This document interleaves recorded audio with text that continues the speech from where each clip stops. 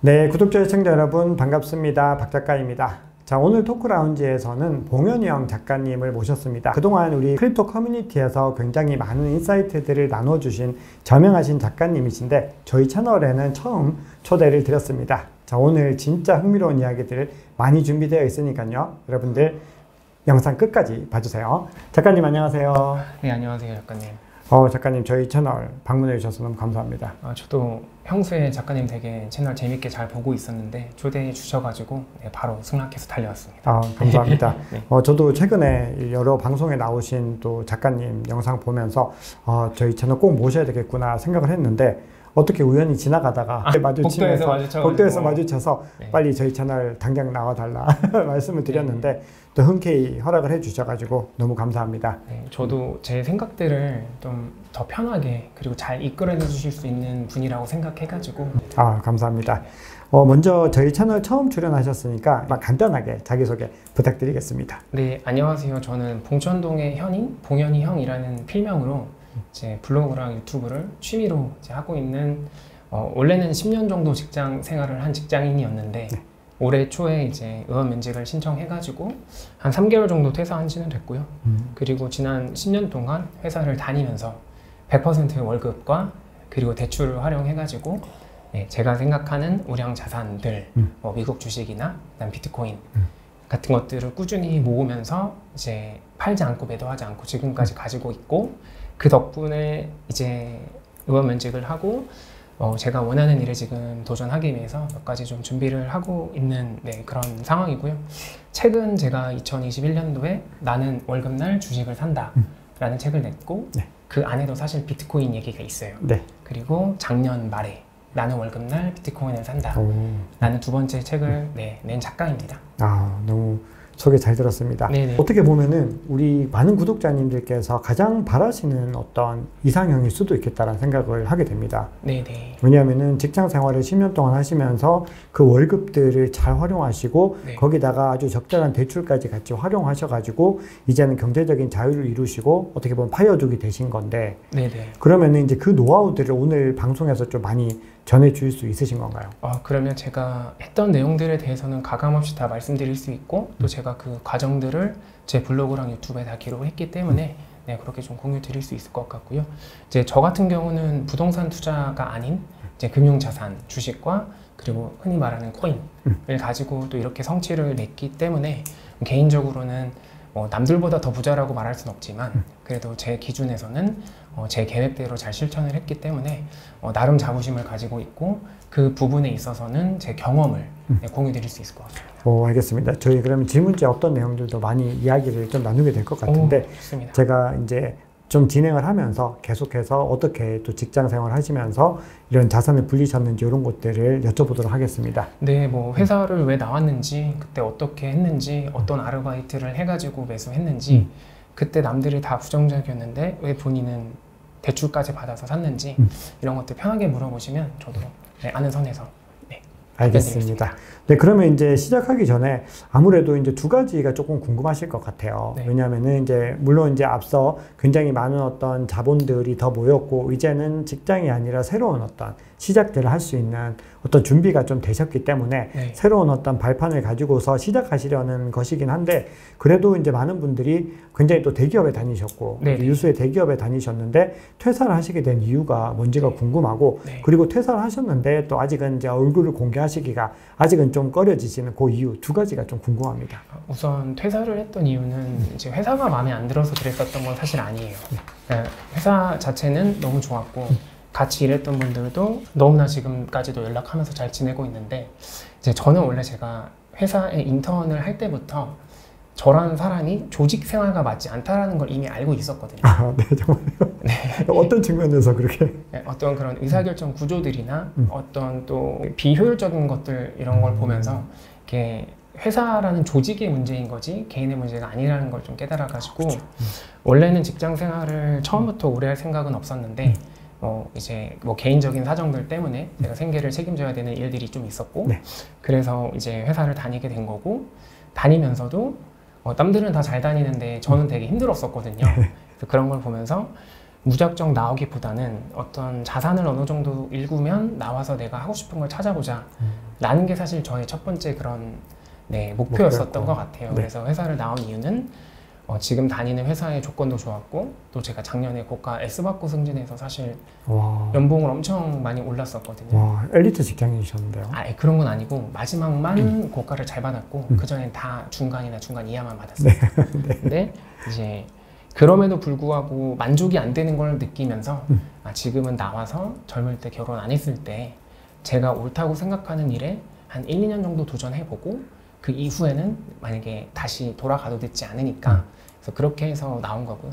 두 번째로 제가 얼굴을 아직까지도 공개하지 않는 이유는 제가 지금 퇴사한 지 3개월 정도가 됐는데 회사를 다녀도 고통이고 안 다녀도 고통인데 그 고통인 이유는 첫 번째 돈이 너무 없을 경우는 고통이다. 그리고 두 번째는 제가 생각했을 때는 타인의 시선에 갇혀 사는 게 지옥이다 라는 생각이 좀 들었거든요. 근데 이게 만약에 제가 이 상황에서 이미 사실 얼굴만 공개 안 했지 맘먹고 제가 나쁜 짓 저질렀다 하면 특정해서 잡을 수 있는 정도로 신원 노출이 다 돼 있는데 그렇죠.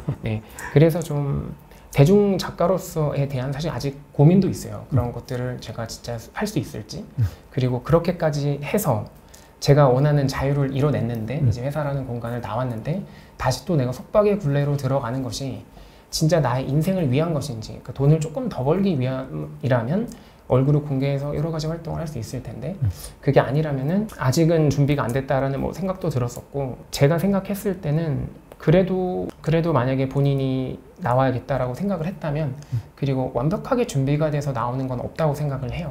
그래서 본인이 어떤 기준을 정해서 나와서 시도할 게 있다라고 하면 나오는 게 좋을 것 같고 저는 사실 지금은 이제 박 작가님처럼 우리나라의 민간의 영역에서 암호화폐나 또는 디지털 자산을 대중화하는데 그런데 저도 기여하고 싶은 마음이 있거든요.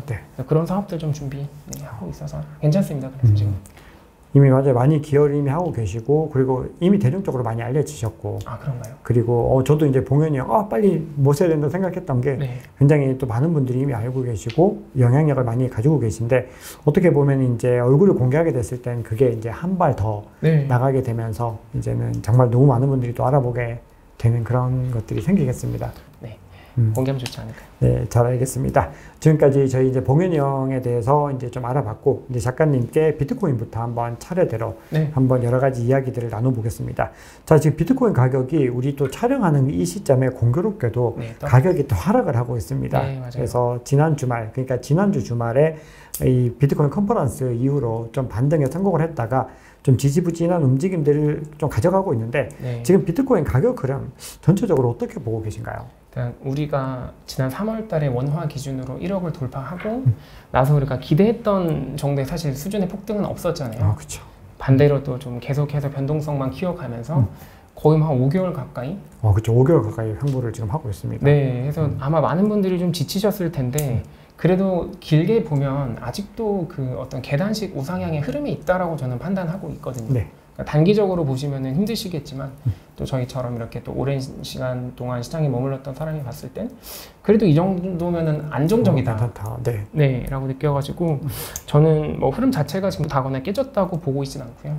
두 가지 말씀드리고 싶었던 건 일단 그 제가 작년에 쓴 제 책에도 이미 이 내용이 써 있는데 재선에 도전하는 트럼프 같은 경우는 이제 비트코인 포함한 암호화폐 진영 전체에 우호적인 이제 어떤 정책들이나 입장들을 발표할 수밖에 없었거든요. 왜냐하면 지난 바이든 정부 지금 기간 동안 어쨌든 재산권에 대한 위협을 트럼프는 직접적으로 많이 받았었고, 그리고 실제로 트럼프 같은 경우는 지금은 다 매각했는지 모르겠지만 이더리움 지갑 주소가 한번 공개된 적이 있었어요. 거기서 이더리움도 많이 들고 있었고 NFT 같은 걸 통해서 글로벌로 후원금도 많이 모집했던 모금했던 이제 그런 경험이 있기 때문에 전 개인적으로는 이제 이런 흐름들이 바뀌기 어렵다라고 생각을 하고요. 그리고 두 번째로는 이제 민주당도 지금 사람들이 막 이렇게 반 크립토적이다라고 하지만 현실적으로 이더리움과 비트코인의 현물 ETF를 상장시킨 게 현 정부거든요. 그래가지고 저는 앞으로도 이 흐름 자체는 바뀌지 않을 거라고 생각을 해가지고 그냥 가격 흐름은 장기간 이 비트코인을 보유한 사람이 봤을 때는 유례 없이 안정적이다. 그리고 또 추가로 하나 더 말씀드리면 사실 생각보다 올해 1월달 이후로 현물 ETF가 미국에서 상장된 이후로 별로 안 올랐거든요. 그렇죠. 따지면. 그렇죠. 우리가 기대하는 거에 비하면. 네. 그래서 어떻게 보면은 앞으로 올라갈 여지가 더 많이 남아있기 때문에 뭐 지금 뭔가 실망하실 필요는 없을 것 같다. 이 정도로 정리해. 그럼 작가님은 이제 가격이 반등을 하더라도 지금 현재 시점에서 갑작스러운 급등보다는 우리가 계단식으로 빠졌듯이 약간 계단식으로 다시 좀 반등할 것이다. 이런 관점을 가지고 계신 거네요. 네, 이 입장은 제가 작년이든 올해 초든 동일하게 계속해서 말씀드렸었던 부분이고요. 그 비트코인이라고 하는 또는 포함한 암호화폐들의 수요들이 기존의 완전히 개인이나 소형 VC들에서 이제 기업과 또 더 큰 단위, 국가 단위로 이제 수요층이 바뀌어가는 구간이기 때문에 짧은 기간 동안의 변동성들은 어쩔 수 없지만 그렇게 우상향하는 흐름을 전 보일 거라고 확신하고 있고 그래서 팔지 않고 계속 들고 있습니다. 맞습니다. 사실은 지금 시점에서 저도 막 이 지금 정도의 변동이 그렇게 막 심리적 타격이 되지 않는데 근데 제가 이제 시황을 매일 아침마다 전해드리다 보니까 그 댓글들을 보면은 굉장히 좀 힘들어하시는 그 느낌을 굉장히 여과 없이 좀 받을 수밖에 없는 거죠. 네, 맞습니다. 그러면은 제가 생각하는 것들보다 조금 더 상황을 좀 심각하게 인지를 하게 돼요. 사실은. 그러니까 별 문제 없이 갈 것이다라고 생각은 하고 있지만 그럼에도 불구하고 뭔가 전해드릴 때는 조금 더 뭔가 객관적인 증거들 그리고 뭔가 그런 정황들을 더 자세히 전해드려야 된다고 생각을 하는데 좀 비슷한 고민들을 하실 것 같아요. 네, 아마 올해 3월 달에 특히나 우리나라에서 많이 들어오셨을 것 같아요. 그렇죠. 그때 정말 많이 들어오셨을 거예요. 그리고 기대했던 게 우리가 코인에 대한 기대감이 있잖아요. 부동산처럼 1년에 1%씩 이런 게 아니라 한 번에 막 2배가 되고 3배가 되고 이런 거를 이제 기대하실 텐데 좀 개인적으로는 이것도 새로운 자산이니까 조금 긴 호흡으로 보시고 또 떨어질 때마다 조금씩 더 모아간다라고 접근하시면 좋지 않을까. 그러니까 좀 생각을 조금 바꾸시는 게 좋을 것 같아요. 맞습니다. 그러면은 이제 작가님께서는 현재 지금 구간들에서 조정을 받는 구간들은 중요한 매수 기회다. 좀 이런 관점을 가지고 계신 건가요? 네, 맞습니다. 제가 제 유튜브 커뮤니티 게시판에도 매수한 내역들을 이제 계속해서 뭐 주기적으로 공유는 드리고 있는데 기본적으로 저는 비트코인뿐만 아니라 이제 희소성을 완벽하게 갖춘 우량한 자산들의 가격 하락은 그러니까 펀더멘털 변동이 없는데 가격이 하락한 거는 뭐든 매수 찬스다라고 저는 생각을 해가지고 그렇죠. 그래서 뭐 비트코인도 떨어질 때마다 특히 제가 이게 얼마에 샀다 자랑하려는 게 아니고 그냥 급락을 했었던 시점들이 있잖아요. 최근 4개월 동안에도 저 같은 경우는 그 꾸준히 DCA를 하다가도 그렇게 훅 떨어졌을 때는 한 번씩 조금씩 더 사는 식으로 계속해서 모아갖고 야, 너 뭐 비트코인도 많이 들고 있는데 큰일 난 거 아니야? 라고 물어보지만 사실 최고점 1억이라고 한다면 그냥 10% 빠진 거거든요. 그렇죠. 그 정도 빠진 거죠. 사실 진짜 10% 정도 딱 빠진 건데. 그래서 나는 한 번도 큰일 난 적이 없는데 왜 자꾸 주변에서 저한테 괜히 걱정을 하는 거지. 그래서 저는 한 번도 큰일 난 적이 없다 이렇게 말씀드리고 싶고 이제 매수 찬스라고 하는 거는 아까 말씀드린 것처럼 뭐 길게 본다면 5년에서 10년 본다라고 하면 매수 찬스가 충분히 될 수 있다 생각합니다.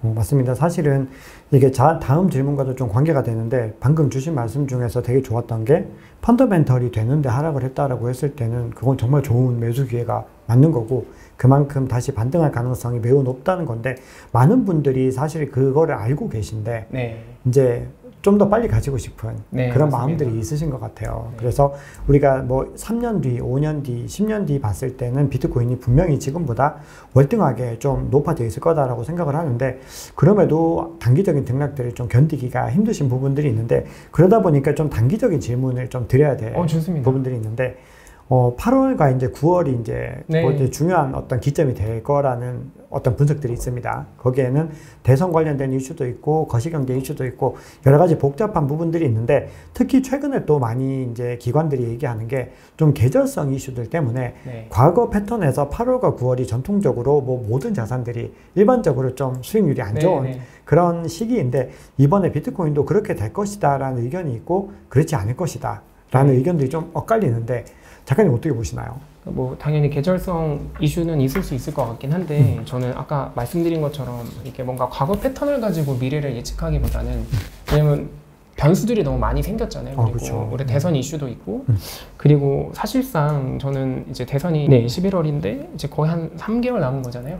그렇죠. 일단은 미국의 어떤 비트코인에 대한 정치적인 입장은 계속 긍정적일 거라고 보고 있고요. 그래서 저 같은 경우는 오히려 그냥 비트코인이라는 신생 디지털 자산의 수요가 늘어날지 안 늘어날지만 가지고 이거를 투자하는데 판단하는 게 좋지, 사실 단기적인 거는 제가 뭔가 이거를 인사이트를 나눠드릴 만큼의 사실 그런 투자를 해보지 않았기 때문에 그 정도로 좀 말씀드릴 수 있을 것 같아요. 이것도 되게 중요한 말씀이네요. 왜냐면 우리가 저도 굉장히 많은 데이터들을 가지고 뭔가 정리를 해드리려고 해도 결국은 결론은 수요와 공급의 문제로 귀결이 되는 건데, 결국 시장에 더 많은 물량들이 풀릴 것인가 아니면 수요가 그것들을 할 것인가, 그 두 가지로 결정을 하는 게 사실 비트코인을 판단하는 데는 가장 합리적이라고 생각을 하는데, 그러면 수요를 좀 창출할 만한 좀 가장 중요한 원동력은 뭐 어떤 것들이 있을까요? 우선 비트코인의 공급량이 2,100만 개로 뭐 정해졌다는 건 우리 이제 다 아니까 수요 측면에서 뭐 늘어날 수 있는 부분들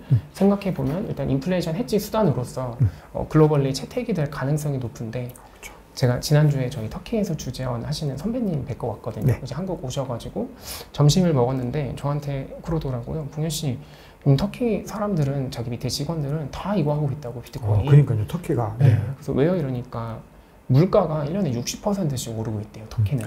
1년에 60% 살인적이네요. 근데 이제 터키도 내수에 이제 국내에 달러가 부족하다 보니까 달러를 가지고 이거를 로컬 통화로 바꾸지 않고 들고 있는 기업들한테 뭐 예를 들면 대출에 대한 어떤 좀 제한을 한다거나 뭐 이런 식의 좀 정책을 하나 봐요. 그러다 보니까 이 사람들이 인플레이션 해칭할 수 있을 만한 자산이 이제 별로 없어요. 그러네요. 그래서 그 비트코인 포함해가지고 이제 뭐 USDT 테더나 이런 것들을 바이낸스 터키 또는 터키 로컬 이제 거기에 보유를 많이 하고 있다고 하더라고요. 그래서 인플레이션 해칭 수단으로서 뭐 전통적으로는 우리가 부동산이나 주식을 했었는데 새로운 대안으로서 그런 게 하나 나오는 부분들, 수요가 있을 수 있을 것 같고, 두 번째로는 그 지금 뭐 사실 모든 개인한테 이걸 적용하기는 어렵지만 재산권에 대한 침해 리스크가 각국의 이제 부유한 사람들을 중심으로 그쵸, 있죠. 충분히 있거든요. 트럼프도 만약에 선거 이거 이전에 그 소송 당하는 것들 때문에 개인 재산을 이제 침해당할 수도 있는 리스크가 있었고, 그 외에도 이제 러시아의 국적을 가진 부자들이 자기는 푸틴을 지지하지 않았지만 너의 국적이 러시아 사람이라는 이유만으로 그 재산권을 침해당하는 일들이 있었고, 혹시 축구팀 첼시 아세요? 알죠. 거기 구단주 지금 뺏긴 거 아시죠? 그거 뺏겨가지고 지금 망명 가 있는 상태예요. 그 이름이 아브라모비치. 아브라모비치, 맞아요. 그래서 그런 걸 봤을 때도 그럼 단순히 야, 그 사람 하나 가지고 뭐 사례를 들면 어떻게 라고 하지만, 그런 부자들이 어차피 세상 돈의 90% 이상을 갖고 있거든요.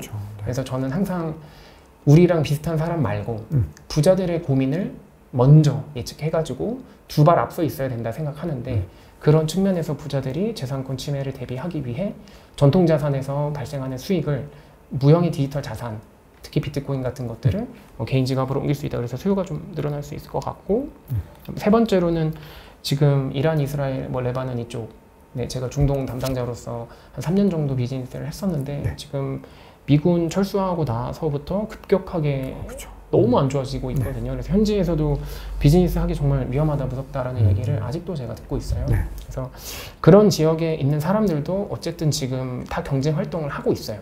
그럼 그 사람들이 추가로 돈을 벌었을 때 무엇을 살 거냐라고 그냥 내가 그 나라 사람 입장에서 생각을 해보면 답이 정해져 있다는 거죠. 그렇죠, 그러네요. 근데 뭐 갑자기 지금부터 세계화나 로컬라이제이션의 움직임들이 갑자기 없던 일처럼 해가지고 야, 우리 다시 지구촌이다라고 하면서 뭐 그럴 것 같지 않잖아요. 그렇죠. 분위기가. 맞아요. 이제는 완전히 변화된 것들이 우리가 다 체감할 정도로 많이 변화된 것들이 느껴지니까.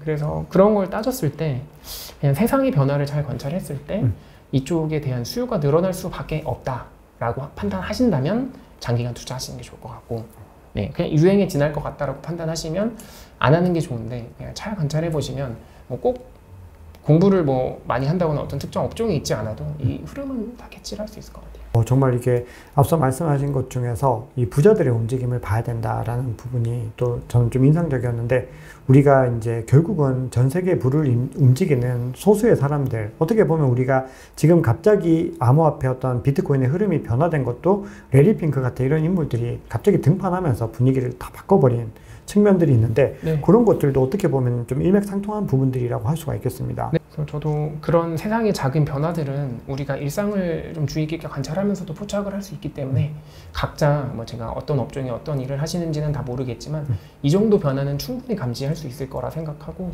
이렇게 판단하면 더 좋지 않을까요? 너무 잘 알겠습니다. 자, 그럼 제가 8월, 9월 관련해서 여쭤보고, 이제 그 작가님께서는 수요와 관련된 부분으로 이제 장기적인 부분들을 말씀을 주셔서 결국은 우리가 비트코인을 대하는 자세들의 어떤 올바른 자세들이 무엇인지를 좀 생각을 해봤는데, 자, 그럼에도 이제 한 가지만 더 단기적인 전망들을 좀 여쭤볼 텐데, 이제 많은 분들이 제일 궁금한 거는 결국은 비트코인 가격이 이번 대세 상승장에서도 상승을 할 것인가? 자, 이런 부분들이 궁금하실 거고, 그리고 그 정점이 어디에서 오게 될 것인가, 이런 것들이 궁금하실 텐데, 여기에 대해서는 작가님 어떻게 보시나요? 우선 저는 그 비트코인의 그냥 상승 요인과 하방 요인 같은 것들을 머릿속에 정리해놓고 이런 것들이 실현됐을 때 어떻게 대응할지, 어디쯤에서 살지, 이 정도만 판단을 하는 편이에요.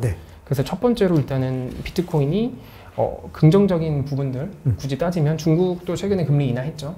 그리고 캐나다도 지금 최근에 2번 정도 인하한 걸로 제가 기억을 하고 있고, EU도 경기가 계속 침체되고 있으니까 금리 인하 움직임. 물론 이제 금리가 인하했다고 해서 사실 그게 공식처럼 비트코인이 오른다라고 표현하기는 좀 어려워요. 왜냐하면 한동안은 이제 그런 느낌이었지만 어쨌든 고금리 상황에서도 계속 올랐기 때문에, 그래서 그런 것들 어쨌든 좀 긍정적으로 일단은 제가 시장에서 그렇게 보고 있으니까 그 부분을 말씀드릴 수 있을 것 같고, 미국도 MC 어제 끝났잖아요. 그래서 9월에는 뭐 확정적으로 일단은 지금 기준으로는 내려갈 거라고 하니까 뭐 그런 부분들이 일단은 긍정적인 요소로 지금은 포함시킬 수 있을 것 같고요.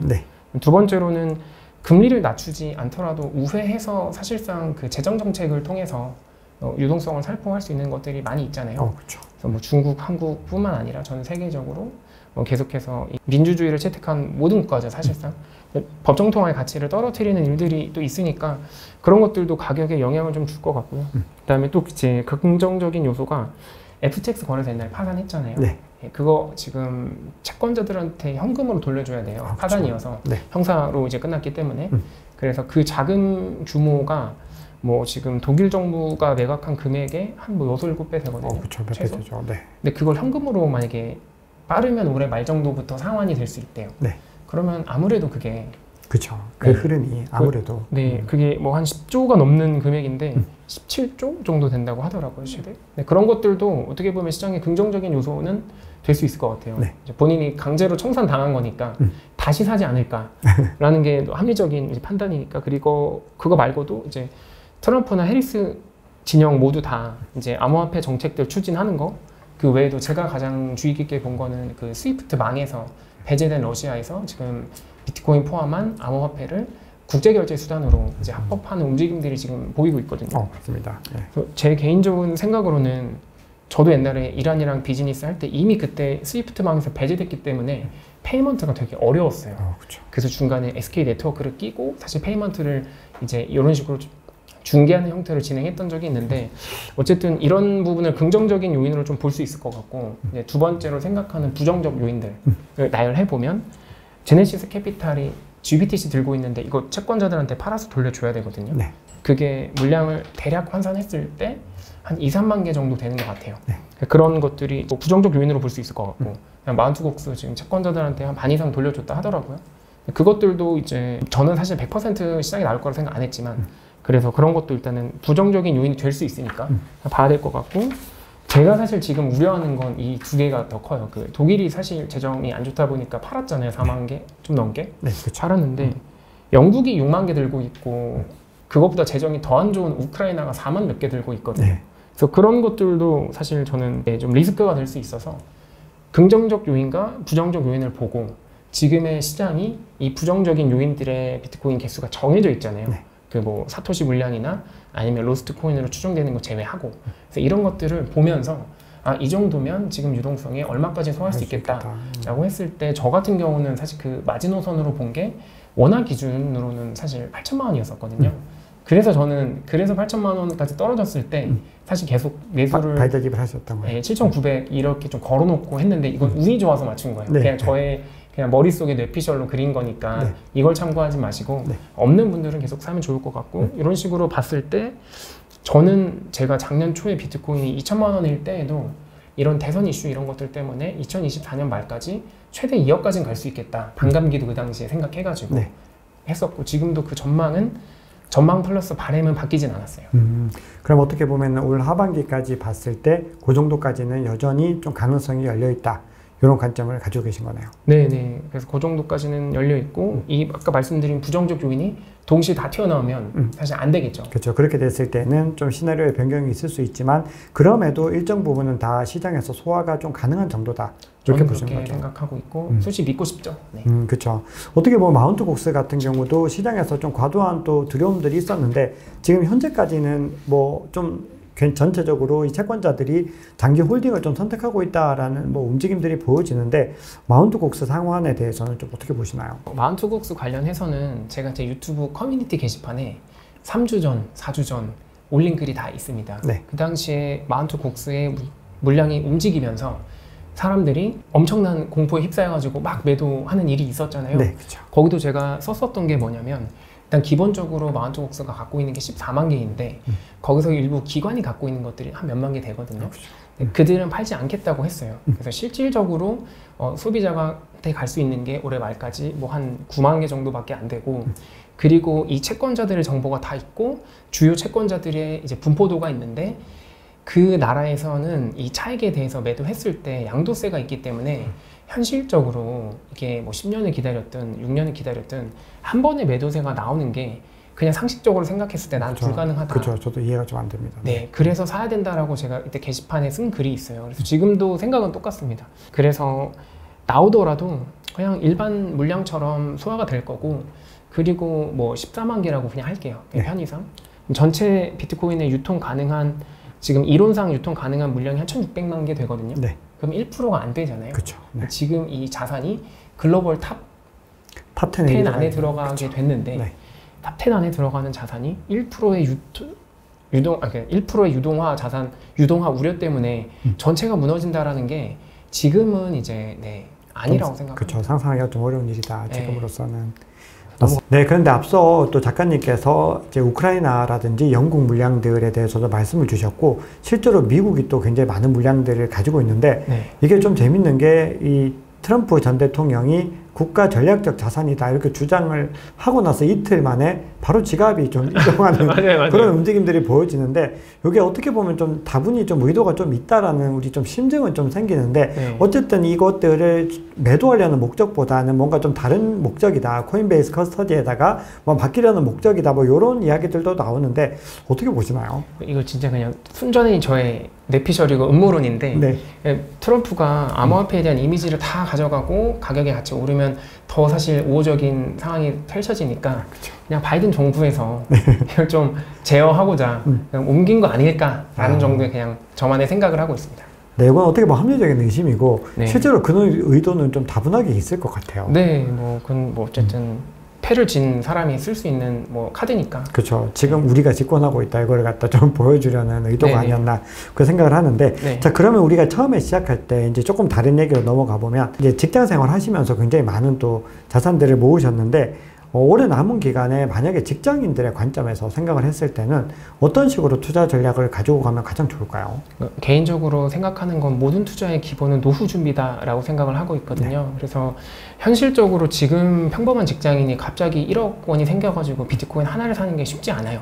쉽지 않죠. 현실적으로요. 저도 제가 회사를 다녀봤지만 그래서 그냥 제가 생각하는 솔직히 현실적인 일단 코인 투자의 첫 번째 스텝은 0.5개 정도의 비트코인을 구매해서 그거를 아까 말씀드린 개인 지갑이라고 하는 곳에 보관해서 이거는 노후 자금이다 라고 생각해서 20년 정도를 이제 연봉률 20%로 보관하면 대략 한 19억, 20억 정도 되거든요. 그래서 그렇게 일단 하나를 세팅을 하시고 그 이후에 뭐 알트코인이나 이런 것들은 좀 공부를 하면서 투자하시는 게 좋겠다라는 게 저의 솔직히 말하면 현실적인 전략. 현실적으로 그 0.5개를 먼저 딱 세팅을 하는 것이 현 시점에서는 가장 중요하고 그것들을 20년 정도 보관을 할 수 있으면은 20억 가까운 자산들이 된다.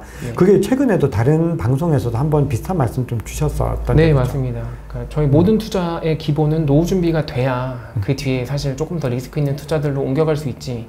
리스크 있는 것부터 해가지고 사실 주저앉으면 이게 회복이 안 되거든요. 안 되죠. 그래서 저는 순서가 먼 미래부터 투자를 해서 세팅을 해놓고 앞으로 오는 시기에 어떤 투자를 하는 게 좋겠다. 이 정도 조언 드릴 수 있습니다. 되게 좋은 전략이시네요. 어떻게 보면은 뭔가 하나의 대비책이 딱 마련된 상태면은 그 전에 어떤 다른 시도들을 하더라도 어쨌든 일종의 네. 보험 개념인 거니까 네네. 이게 든든하게 버티고 있다라는 건데 네. 그러면 이제 그 물량들은 최대한 좀 많이 가져가는 게 좋긴 하겠네요. 가능하면 많이 가져가는 게 좋은데 보통 중간에 다 이제 여러 이유로 팔아야 되니까 그쵸. 최소 0.5개 정도는 반드시 남겨둬라. 네, 노력하면은 사실 저는 지킬 수 있다 생각해요.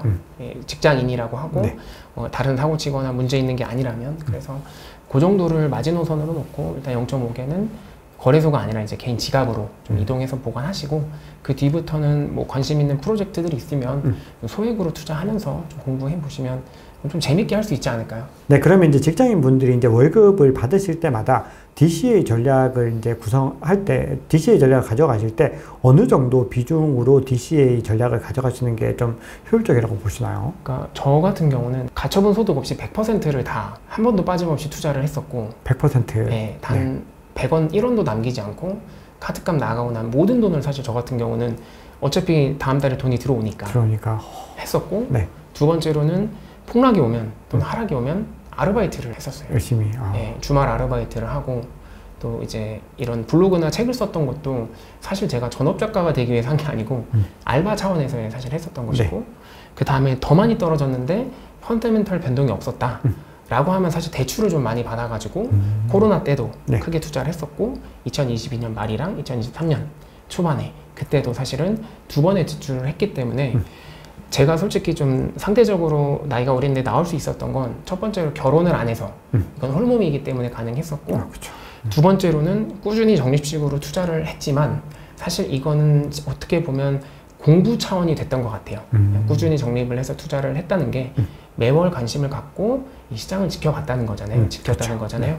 그러다 보니까 아 이런 상황에서는 대출을 받아서 투자를 하더라도 무리가 없겠다라는 판단을 할 수 있었고 그래서 뭐 지금 대출하라는 건 절대 아니지만 지금은 절대 아닙니다. 절대 아니지만 그런 판단이 전 돼서 그래서 나올 수 있었다라는 거 솔직히 좀 말씀 드릴 수 있을 것 같아요. 작가님 말씀 들으니까 굉장히 중요한 시사점들이 많은데 제가 이제 제 책에서도 언급을 하고 있는 부분들인데 어떻게 보면은 마이크로 스트래티지가 구사하는 전략과도 상당히 좀 비슷한 부분들이네요. 왜냐하면 마이크로 스트래티지 같은 경우도 본인들이 가지고 있는 자산들을 아주 악착같이 DCA를 계속해서 하면서 더 중요한 것은 필요할 때마다 유상증자라든지 해가지고 계속해서 추가적인 현금 흐름을 만들어서 더 많이 모으려는 시도들을 했던 거죠. 근데 그런 전략들을 이제 작가님께서는 정말 펀더멘털이 유지되지만 어떤 사이클에 의해서 혹은 이유 없이 갑자기 하락하는 그런 구간에서 이런 것들을 좀 아주 대범하게 단행을 하신 거네요. 네, 그래서 일단은 자본주의를 채택한 모든 나라에서 법정 동화의 가치 훼손이 벌어지고 있고 특히나 저같이 젊은 어린 그러니까 뒷세대죠. 기성세대분이 아닌 이제 뒤에 후발 주자인 친구들이 뭔가 좀 원하는 것들을 이뤄내려면 어쩔 수 없이 이제 좀 변동성은 있지만 또 상승폭이 큰 것들을 부동산 사듯이 투자해야 겨우 부동산을 살 수 있을 거라고 제가 그때 생각을 했었고 그때 당시에 제 회사 동기들은 대부분 이제 부모님한테 1억씩 증여받아가지고 결혼해서 서울에 아파트 한 채를 사는 투자를 했는데 저 같은 경우는 그런 조건이 안 됐었다 보니까 이제 나는 그러면 앞으로 10년 동안 부동산 사듯이 금융자산을 똑같이 투자하겠다. 근데 두 개 자산의 차이점이 뭐냐면 부동산은 변동성이 이제 적은 대신에 한 번에 큰 돈을 이제 매수해야 되는 것이고 이 작은 변동성이 큰 이제 비트코인이나 미국 주식 같은 경우는 변동성은 좀 있지만 장점은 떨어졌을 때 대출을 받아서 평단을 낮출 수 있다는 점. 그래서 두 개의 전략을 혼합해가지고 나면 10년 정도 뒤에 제가 서울의 아파트를 대출 없이 살 수 있을 거라고 확신을 했어요. 그래서 제가 옛날 블로그 글 보면 부동산 사라고 하는 그런 인플루언서 분들이 사실 그때 많았는데 저는 개인적으로는 제 책에도 써 있어요. 2021년 책에도 써 있는데 주식을 산다 책에도 써 있는데 서울 부동산만 사야 된다라고 써 있었는데 그걸 못 사니 그거 살 돈으로 비트코인이나 미국 주식을 사면 저는 10년 안에 대출 없이 서울 아파트를 가질 거라고 확신한다 라고 써 있고 그래서 저는 제가 실제로 했고 작년 기준으로 서울 아파트의 평균 매매 거래가가 한 11.9억 정도 되거든요. 12억 정도. 네, 솔직히 말씀드리면 지금 제가 아무런 대출 없이 그냥 지금 가지고 있는 디지털 자산들이나 주식을 매도하면 그 이상의 사실 저는 자산을 모은 상태거든요. 그래서 저는 제 전략이 유효했다라고 사실 자신 있게 이제 와서 말할 수 있고 지금 그걸 매도해서 서울 아파트를 사지 않는 이유는 이게 앞으로 10년, 5년 동안 더 많이 오를 거기 때문에 그래서 지금 전략은 만약에 결혼을 해서 어떤 부동산에 지출을 해야 된다면 그냥 비트코인 한 개를 팔아서 5년 정도의 월세가 나오잖아요. 한 200만 원 월세 만약에 그렇다고 한대요. 그렇죠. 네. 그걸 쓰고 나는 게 나머지의 비트코인을 상승률이 더 클 거다라고 좀 판단. 오늘 영상 보시는 구독자님들께 정말 좀 현실적인 많은 도움이 되실 것 같습니다.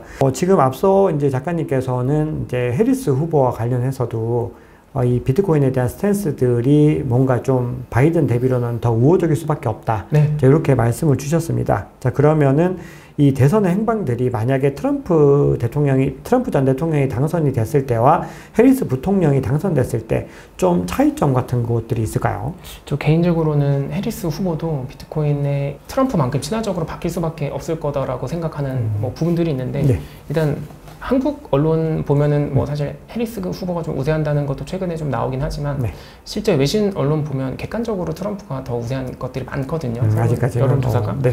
그래서 그런 것들을 4개월 안에 이 해리스 후보가 이거를 좀 따라잡으려면 아무래도 우리나라도 똑같잖아요. 이게 0.몇 %, 1, 2% 차이로 그렇죠. 그렇게 승패가 갈리는데. 네, 승패가 갈리는데 그런 부분들이 있고 두 번째로는 그 러시아나 이제 중국 같이 가치관을 달리하는 나라들에서 중국은 어쨌든 본토에서는 금지하지만 홍콩 기준으로는 좀 우호적으로 좀 바뀌고 있잖아요. 네. 제도들이. 그래서 그런 것들 때문에 저는 뭐 지속적으로는 미국도 이제 갈 수밖에 없고 그 근거 중에 하나가 비트코인 가격이 올랐을 때 가장 많은 이득을 보는 나라가 미국이에요. 아, 그렇죠. 미국이죠. 네, 미국 정부 21만 개 포함해서 ETF로 100만 개 이상 갖고 있고 그다음에 미국의 사기업들 뭐 마이크로 스트래티지나 아니면은 테슬라도 있고 채굴 기업들 그리고 상장 안 된 회사들까지 합쳤을 때 전체 유통 가능한 물량의 10% 이상을 다 미국 안에 갖고 있거든요. 그렇죠. 네. 그래서 이 자산의 가격이 올랐을 때 가장 많은 이득을 보는 나라가 미국이고 이 자산의 가치가 떨어졌을 때 가장 큰 손해를 보는 나라가 미국이거든요. 그럼 오를 수밖에 없다. 네, 그리고 우리가 채굴자 사이클과 관련해서 좀 중요하게 봐야 되는 부분들이 지금 채굴자의 항복 시그널 뭐 이런 이야기들이 많이 나오고 있습니다. 채굴자들이 항복을 해야지 이제 비트코인 사이클이 본격적으로 시작이 돼서 대세 상승장의 흐름을 이어갈 것이다. 이런 관점들이 있는데 이 분석이나 이런 것들 어떻게 보시나요? 저는 뭐 그 부분에 있어서 오늘 아침에도 사실 박 작가님 영상 보면서 굉장히 공감을 많이 했었는데 지금 저는 사실 마라톤 디지털 홀딩스라고 하는 비트코인 채굴 기업을 제 작년에도 책에 썼지만 투자를 하고 있고 또 그 기업의 행보를 잘 지켜보고 있어요. 지금 올해 5월 달인가 비트코인이 어느 정도 고점이었을 때 운영자금 때문에 일부 매각했다라고 했는데 또 최근 보니까 다시 매수하고 있다라고 하더라고요. 그래서 그 전체 채굴자들이 보유하고 있는 비트코인 물량은 사실 계속 줄어들고 있긴 해요. 전체를 봤을 때. 근데 왜냐면 이 비트코인 가격이 올랐으니까 총 달러 환산 가치로는 계속 늘어나는 건 맞죠. 그런데 그런 측면에서 지표들 봤을 때 뭐 지금 채굴 경쟁도 난이도도 그렇고 해시레이트도 그렇고 뭐 최고치 지금 진행하고 있고 맞습니다. 그게 사실은 100% 비례해서 바로 가격에 반영되지 않거든요, 사실은. 근데 또 길게 보면 당연히 계정적이라고 보고 있습니다. 그렇죠. 결국은 이런 어떤 축적들이 어떤 마라톤 디지털 홀딩스 같은 미국을 어떻게 보면 대표하는 채굴 기업인데 그런 회사들이 계속해서 지금 매수세를 이어가고 있고 그리고 오늘 아침에 보니까 채굴 난이도도 역사상 최고치를 또 경신을 했고 이런 움직임들은 결국은 시간의 문제인 것이고 채굴자들을 중심으로 한 어떤 과거 사이클과 같은 흐름들은 또 일어나게 될 것이다. 이렇게 정리를 할 수가 있겠습니다. 맞습니다. 자, 그러면 이제 또 이제 채굴 관련해서는 여기까지 이제 여쭤보면 될 것 같고 이제 알트코인 이야기들을 조금 더 이어가 볼 텐데 우리가 지금 좀 중요하게 봐야 되는 게 이더리움 현물 ETF 이슈들이 있습니다. 지금 이더리움 현물 ETF가 역시나 예상대로 출시가 되니까 그레이스케일에서 물량들이 좀 빠지고 있는데 요 흐름들 언제 정도까지 이어질 거라고 보시나요? 뭐 근데 사실 이것도 따지면 이더리움도 그냥 수요 공급 측면에서의 문제이기 때문에 그냥 그런 측면에서 봤을 때는 언제까지 빠지고 이런 건 솔직히 저는 좀 판단하기가 좀 저는 개인적으로 좀 어려울 것 같고 그냥 이더리움 진영에서 어쨌든 이제 망할 확률이 없어졌다라고 볼 수 있으니까 여기에 이제 더 많은 유스케이스들을 만들어내는 게 사실상 중요할 것 같아요. 비트코인이랑 똑같지만 여기는 어쨌든 그 위에 많은 프로그램을 올릴 수 있다 보니까 그런 것들을 좀 지켜봐야 되는데 지금 이더리움도 보니까 메인넷도 그렇고 다 텅텅 비었더라고요. 트랜잭션 자체가. 그래서 그런 것들을 봐야지 단순히 뭐 그냥 현물 ETF가 상장됐으니까 무조건 살 거야. 이런 측면은 좀 아닐 것 같아요, 이제는. 네. 어떻게 보면 이 작가님 말씀에서는 굉장히 일관성들이 딱 보여지는 게 결국은 펀더멘털이 중요한 것이고 거기에서 수요와 공급의 문제들을 판단하는 것이지 지금 어떤 이벤트가 생겼다고 해서 계속 막 사람들이 막 열광하거나 이런 것들은 사실 좀 단기적인 이슈일 수 있고 중요하지 않다라는 말씀이신 거네요. 그거 지난 것 같아요. 그러니까 작년, 재작년 막 그런 진짜 그 말도 안 되는 그 도박장일 때 투기장일 때는 그냥 누가 유명한 사람이 샀다고 하면 또 훅 오르고 기대가 오르고 하지만 지금은 이제 많은 시체들을 밟고 사람들이 이제 이성적으로 이 시장을 볼 수 있게 되어 가고 있고 그러다 보니까 각 프로젝트들이 그냥 단순히 뭐가 좋아, 뭐가 나빠 이런 것보다는 진짜 너네가 우리 일상생활에 어떤 서비스를 제공하고 있어? 할 수 있어? 그런 비전을 구체적으로 제시해야 될 것 같아요. 그러니까 그걸 보면서 판단해야지 단순히 뭐 이거 누가 샀대? 뭐 이게 현물 ETF가 됐대? 라고 가지고 판단하면은 아마 굉장히 지루하고 힘드실 수 있을 것 같아요. 그렇죠. 과거처럼 뭔가 좀 많이 바뀌긴 했습니다, 실제로. 네네. 그리고 시장이 또 그 말씀은 더 많이 건전해지고 있다라는 의미이고, 그리고 실질적으로 과거처럼 막 아무거나 우후죽순 펌핑하는 시기들도 이제는 좀 지나가고 있다. 이렇게 좀 봐야 되겠습니다.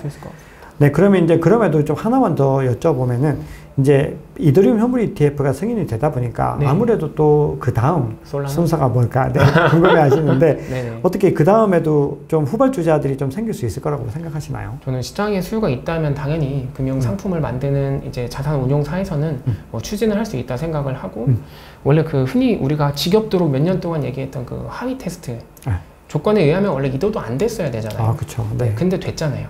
그러면 조건상 다른 이제 후발 스마트 컨트랙트가 구현 가능한 블록체인 프로젝트들이 ETF 대상에 포함되지 않을 이유는 없다고 생각을 해요. 그래서 될 수 있는데 그것도 똑같이 말씀드린 대로 존재 가치를 증명해야 된다. 그렇게 정리할 수 있을 것 같습니다. 너무 감사합니다. 자, 그러면 이제 알트코인 얘기들 간단하게 좀 짚고 가겠습니다. 자, 지금 그러면은 이제 앞서 알트코인 ETF 중에서 이제 이더리움 현물 ETF와 관련해서 어떤 펀더멘탈적인 부분들을 말씀을 주셨습니다. 자, 그러면은 지금 현 시점에서 이더리움 가격 흐름을 어떻게 보고 계시는지와 그런 상황에서 이더리움이 좀 가격 상승을 하려면은 작가님 보시기에는 어떤 측면이 가장 중요하다고 보시나요? 일단 개인 투자 먼저 말씀드리면 저는 99%가 비트코인이고 1%가 이제 그 이더리움, 솔라나 그 외에 예전에 제가 스택스를 좀 쌀 때 많이 샀다가 팔아서 지금 비트코인을 다 바꿔서 이제 지금은 뭐 이더 솔라나 정도만 가지고 있는 상태인데 일단 그 말씀드린 것처럼 그 스마트 컨트랙트가 구현 가능한 네트워크의 어떤 사용, 그 트랜잭션이 얼마나 늘어나는지를 좀 사실 저는 보는 게 주식 투자 하듯이요. 봐야 될 것 같고 일단 우리가 지금 이더리움 네트워크 위에서 주로 하는 것들이 스테이블 코인을 발행한다거나 를 발행한다거나 아니면은 이제 RWA라고 해서 그 실물 자산 연결, 이게 사실 스테이블 코인도 마찬가지 형태죠. 그래서 그런 것들을 얼마나 많이 이제 이더리움 위에서 발행하냐가 중요한데 개인적으로 이제 이더리움이 어쨌든 현물 ETF가 됐기 때문에 수수료랑 속도가 조금 더 이제 경쟁력이 떨어지더라도 글로벌 어떤 기업들이 봤을 때는 어쨌든 건전성을 좀 확보한 상태라서 그 자체로는 전체 의미가 있을 것 같은데 더 잘 아시겠지만 후발주자들이 주장하고 하겠다라고 하는 게 다 똑같잖아요. 지금 현재는 똑같죠. 다 똑같잖아요. 그냥 뭐 탈중앙화된 신문 체계를 하겠다, 뭐 NFT 만들겠다, 스테이블 코인 발행처로 하겠다, 뭐 RWA든 STO든 그런 거 발행하겠다. 그래서 저는 그 네트워크 그 간에 좀 경쟁이 좀 필요할 것 같고 거기서 이더리움이 독보적인 어떤 그 사용자들을 좀 확보해가지고 늘릴 수 있는지를 진짜 그냥 직접 온체인 데이터로 관찰하면서 그게 늘어나면 사면 되고 떨어지면 안 사야 되고 그런 식의 투자를 하셔야 될 것 같다인데 그 비트코인 네트워크 위에서도 지금 이제 라이트닝 랩스에서 여러 가지 이제 비슷한 것들을 만들고 있어요. 룬주 프로토콜도 있고 그다음에 오디널스나 인스크립션들 해가지고 NFT 같은 것들을 할 수 있게 돼서 실제 올해 초인가 하여튼 상반기 기준으로 NFT 마켓 거래량이 BRC 토큰이랑 이제 인스크립션 그러니까 그 오디널스 같은 것들이 더 많았어요, 거래량이.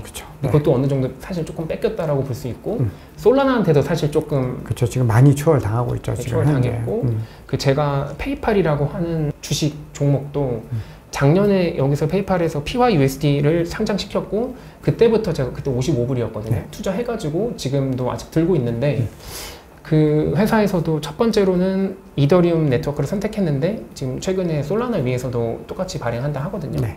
그래서 일반 사용자가 봤을 때는 이게 뭐 뒤에 솔라나인지 이더리움인지 알 수 없죠. 일반적으로 알 수도 없고 알고 싶지도 않아 해요. 그냥 내 달러가 제대로 공짜로 송금이 되면 끝나는 거니까. 그래서 그런 뒤에 후발주자의 경쟁 네트워크들의 그런 포션이 뺏기는 것들도 좀 잘 봐야 될 것 같고. 맞습니다. 기존에 있는 서비스 말고도 이제 뭐 SNS 탈중앙화된 SNS 서비스라든지 또는 탈중앙화된 어떤 데이터 보관을 하는 그런 이제 스토리지 역할을 하는 것들, 이런 여러 가지 서비스들이 저는 지금 중앙화로 인해서 벌어지는 문제점들이 조금씩 세상에 나타나고 있고 어느 순간에 이 트리거 포인트가 되면 이제 이 서비스들이 탈중앙화된 네트워크 위로 올라올 거라고 저는 사실 생각을 해요. 네. 그래서 그런 것들을 관찰하면서 투자를 해야지 그냥 막 이거 오르고 언제 옛날에 이쯤 올랐으니까 사야 된다. 이거 진짜 위험한 것 같아요. 정말 맞는 말씀이네요. 네. 어떻게 보면은 이제 작가님께서 말씀 주셨던 부분들이 대부분 다 이제 펀더멘탈이라는 단어로 네. 다 귀결이 되고 그 변화들에 대한 부분들도 다 관찰해야 되는데 제가 말씀 이제 들어보니까 처음에 저희 인터뷰 시작할 때 비트코인 맥시는 아니다라고 하셨는데 네. 그래도 지금의 어떤 투자 포트폴리오 상으로는 약간은 그래도 비트코인 맥시에 조금 더 가까운 측면으로 봐도 될까요? 그러니까 그 맥시의 정의를 어떻게 하냐에 따라 좀 다를 수도 있을 것 같은데 저 같은 경우는 우량 자산을 더 많이 산다. 이유는 나의 소중한 월급을 가지고 변동성을 겪고 싶지 않기 때문이다 인 거지 뭐 다른 것들이 나쁘다라고 생각하지는 사실 않아요. 그렇죠. 맥시들은 좀 다른 의견들을 가지고 있긴 하죠. 비트코인이 아니면 안 된다라는 의견들이 있긴 하죠. 사실. 그 의견에 사실 저는 굉장히 지지를 하고 그분들의 순수함과 열정을 존경하거든요.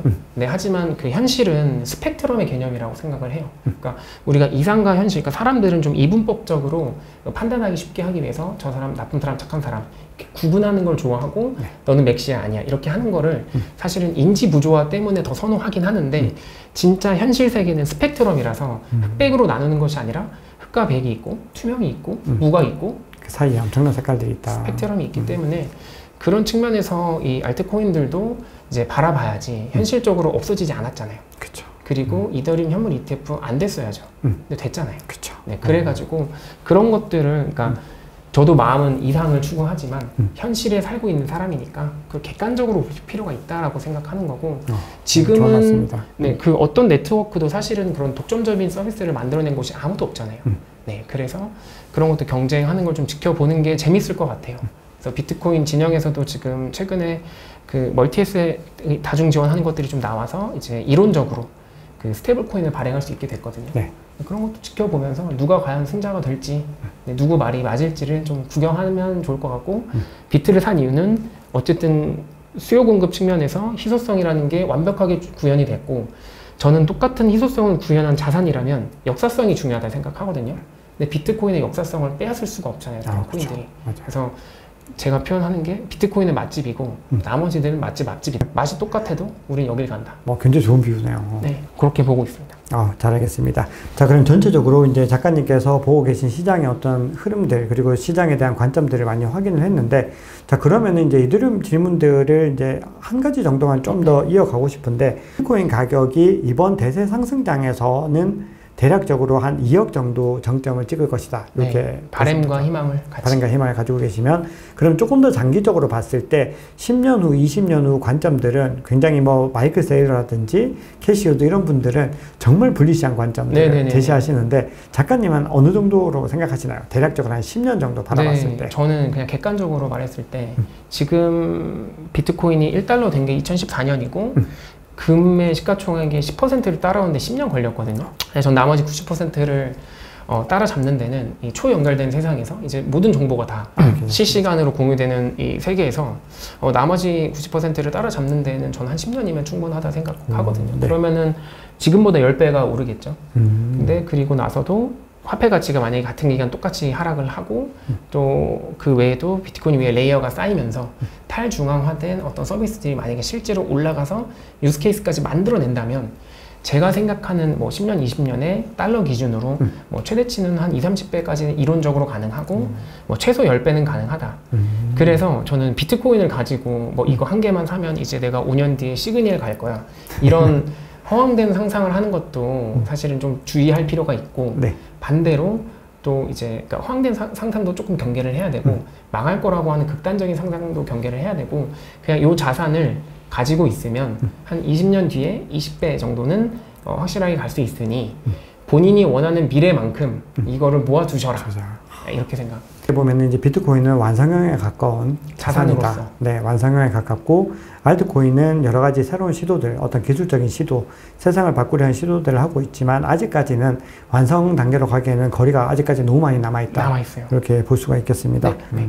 자, 그러면은 이제 이더리움과 같이 좀 이번 시즌에 많이 또 부각이 되는데 사실은 지난 시즌에 크게 부각이 됐다가 한번 FTX 사태로 완전히 죽다가 다시 살아났는데 지금 뭐 그때부터 더 뜨겁게 또 상승 랠리를 이어가고 있는데 현재는 이더리움보다도 더 펀더멘탈적인 지표들이 실제로 많이 나오고 있습니다. 여러 가지 지표들이 대부분 지금 이더리움을 넘어서고 있는 움직임들인데 솔라나 어떻게 보시나요? 뭐 솔라나도 뭐 사실상 이게 사실 노드 참여하는 게 보니까 엄청 어렵더라고요. 뭐 사양도 그렇고 그래서 뭐 솔라나도 똑같은 판단을 하고 있어요. 그냥 똑같이 유스케이스를 많이 만들어 내야 되는데 이더리움보다는 제 느낌에 좀 더 잘하고 있다는 느낌이 좀 들더라고요. 저도 그런 느낌이 있습니다. 솔라나 폰 같은 거 만들어가지고 이제 거기 위에 솔라나에서 만든 DApp들 같은 거 올려서 뭐 토큰도 이렇게 하고 있고 그래서 똑같아요. 이거 모든 스마트 컨트랙 프로젝트들은 다 그냥 똑같이 하고 있으니까 누가 어떤 블록체인이 더 시장을 선점하고 더 좋은 서비스를 내놔서 독점하느냐. 그러니까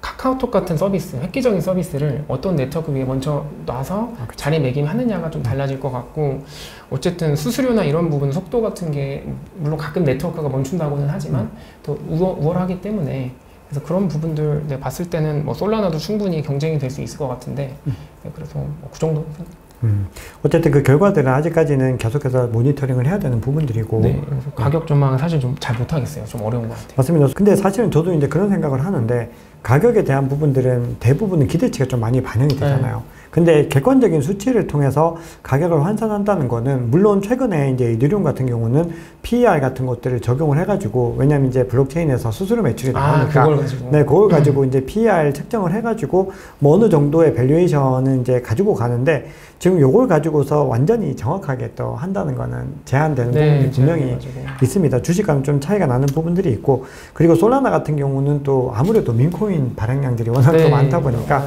또 그런 부분들이 있는 것 같습니다. 자, 그래서 이제 얘기 나온 김에 민코인 얘기도 한번 나눠보겠습니다.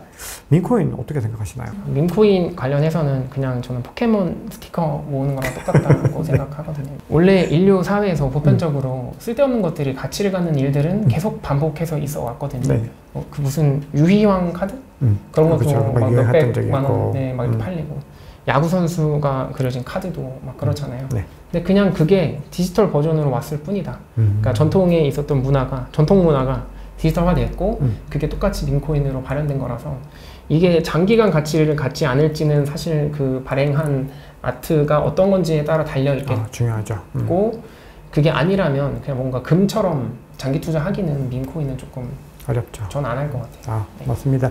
민코인을 가지고 장기 투자를 한다는 거는 정말 손에 꼽히는 극소수 정도만 가능한 것이고 사실 너무 유행이 빠르고 최근에 3월 이후에 급락했을 때 가격이 비트코인이 한 10% 빠지니까 민코인은 60% 70% 빠지더라고요. 그래서 이거는 장기 투자로서는 도저히 어렵다. 자, 그럼에도 이런 현상들이 또 계속해서 이어지겠죠. 아무래도. 저는 계속 이어질 것 같아요. 그래서 여기서 또 기회를 잡으시는 분들도 뭐 본인들이 투자 역량이 되시는 분들은 되시면 하시고 그렇게 가져가시는 건데 만약에 포모 때문에 급하게 올라타시려고 한다면은 그거는 조금 말리고 싶다. 저는 무조건 말리고 뭐든지 조급함이 일을 망치고 또 좋은 자산에 투자를 하더라도 누가 어떤 방식으로 어떤 자세로 투자를 하느냐에 따라서도 이 횡보장에서도 수익을 낸 사람이 있고 떨어졌을 때 팔아서 손실 입고 다시 올라도 못 사는 사람이 있고 그래서 저는 어떤 자산이든 누가 어떤 방식으로 투자를 하는지가 중요하고 여러분께서 하고 있는 방법이